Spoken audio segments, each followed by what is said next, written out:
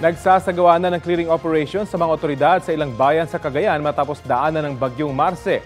Detalye tayo sa ulat on the spot ni Jasmine Gabriel Galban ng GMA Regional TV.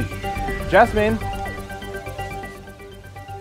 Rafi, tuloy-tuloy ang clearing operation na isinasagawa ng otoridad sa mga bayan ng Santa Ana at bayan ng Gonzaga simula pa kaninang alas 5 ng madaling araw. Samantala, nagsimula na rin mag-ikot ang LGU Santa Ana sa iba't ibang barangay para ma-assess kung gaano nga ba kalawak yung danyos na iniwan ng bagyong Marce matapos mag-landfall kahapon ng hapon sa lugar.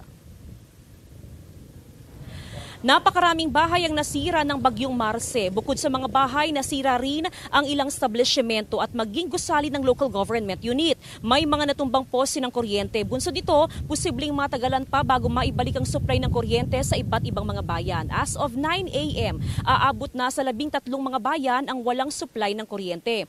Pahirapan na rin ang communication line sa ilang bayan gaya sa bayan ng Santa Ana, Calayan at maging sa may bahagi naman ng Sanchez Mira.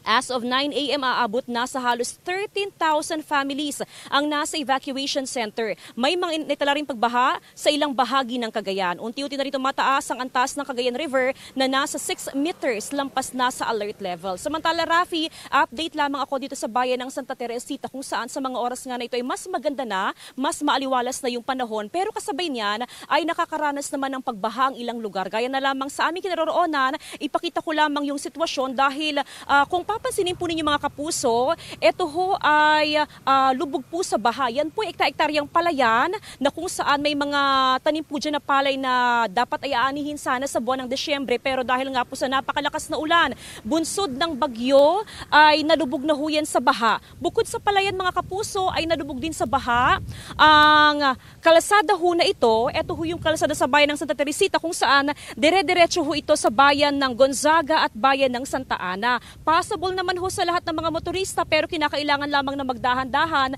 dahil medyo may kataasan pa nga po yung tubig dito sa lugar. Rafi? Jasmine, may mga lugar pa ba na hindi makontak sa mga oras na ito dyan sa Cagayan? Actually, Rafi, may mga bayan na kung saan talagang hindi. Like yung pinanggalingan namin sa bayan ng Santa Ana, Rafi, hindi kami makatawag, hindi rin kami matawagan.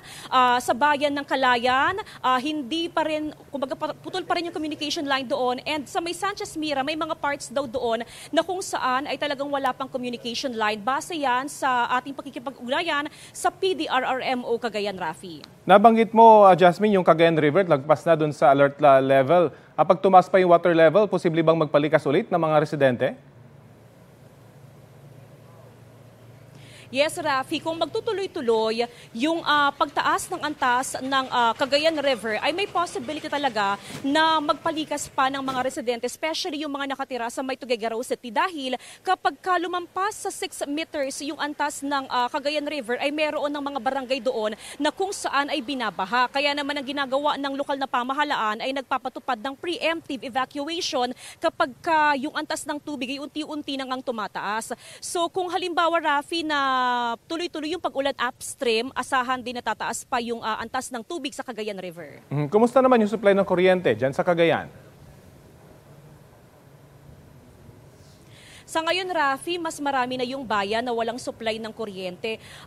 Ang tindi kasi talaga, Rafi, anong epekto ng bagyong Marce. Kagahapon sa ating pagbiyahe, napakaraming poste ng kuryente, Rafi, yung talagang tinamaan. Layla yung mga kable ng kuryente. Kaya nga ang sabi nga ng otoridad, posibleng matagalan pa daw yung restoration sa supply ng kuryente. Pero ayon sa PDRRMO, sa ating pakikipag-usap kanina lamang, ay nakikipagtulungan na rin yung mga electric cooperative mula sa iba't ibang mga probinsya para mapabilis yung pagsasaayos sa mga nasirang linya ng kuryente sa probinsya ng Cagayan, Rafi. So bayanihan na para agad maibalik yung kuryente. Maraming salamat sa iyo at ingat pa rin kayo dyan.